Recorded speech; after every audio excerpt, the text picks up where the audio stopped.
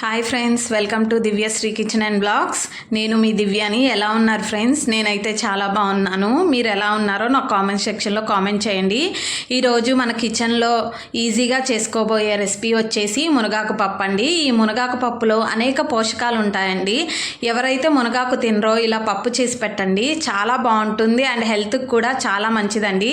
అప్పుడప్పుడు ఇలా మునగాకు పప్పు చేసుకొని తింటే ఆరోగ్యం కూడా చాలా బాగుంటుంది. మరి దీని ప్రాసెస్ చూద్దామా?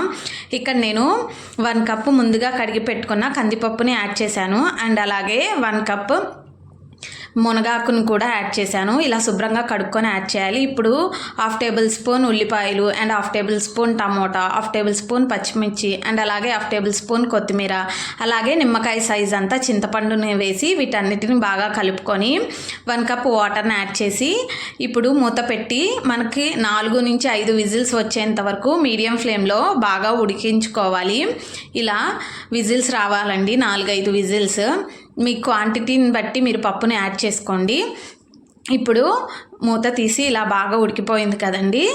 ఇప్పుడు ఇందులో తగినంత కారం, పసుపు, ఉప్పు యాడ్ చేసుకోవాలి. ఇక్కడ అది ఆ ఫోటో స్కిప్ అయిపోయింది. ఇప్పుడు ఇలా బాగా వేసుకొని మెదుపుకోవాలి. ఇప్పుడు మళ్ళీ స్టవ్ ఆన్ చేసి ప్యాన్ పెట్టి అందులో తగినంత ఆయిల్ యాడ్ చేసి 4-5 ఎండుమిర్చి చీలకలు యాడ్ చేసుకోవాలి. అండ్ అలాగే 4-5 వెల్లుల్లి రెబ్బలు, 1/2 టేబుల్ స్పూన్ పచ్చిపప్పు, 1/2 టేబుల్ స్పూన్ మినపప్పు, 1/2 టేబుల్ స్పూన్ జీలకర్ర, 1/2 టేబుల్ స్పూన్ ఆవాలు యాడ్ చేసి చిటపట ఆడేంత వరకు బాగా కలుపుకోవాలి. ఇందులో తగినంత కరివేపాకును కూడా యాడ్ చేసుకోవాలి. కొంచెం ఇంగువ యాడ్ చేసుకోవాలి. పప్పులో ఇంగువ వేసుకుంటే చాలా టేస్ట్ వస్తుంది.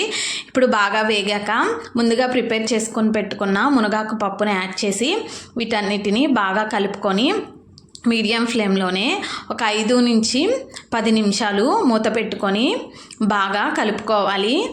ఇలా మూత పెట్టి బాగా కలుపుకోవాలి. ఈ మునగాకులో అనేక పోషకాలు ఉంటాయండి. ఇప్పుడు సర్వింగ్ బౌల్లో తీసుకొని సర్వ్ చేసుకోవాలి. అంతేనండి, ఎంతో టేస్టీగా ఉండే మునగాకు పప్పు రెడీ అయిపోయింది. మీ దగ్గర కనుక ఏమన్నా వడియాలు కానీ అప్పడాలు కానీ ఉంటే ఇలా వాటితో సర్వ్ చేసుకొని తినండి. హెల్త్కి కూడా చాలా మంచిది. వారంలో ఒకసారి ఇలా మునగాకు పప్పు చేసుకొని తింటే చాలా బాగుంటుందండి హెల్త్కి కూడా. అంతేనండి, ఈ వీడియో కనుక మీకు నచ్చినట్టయితే లైక్ చేయండి, షేర్ చేయండి, కామెంట్ చేయండి అండ్ సబ్స్క్రైబ్ చేయండి. Thanks for watching.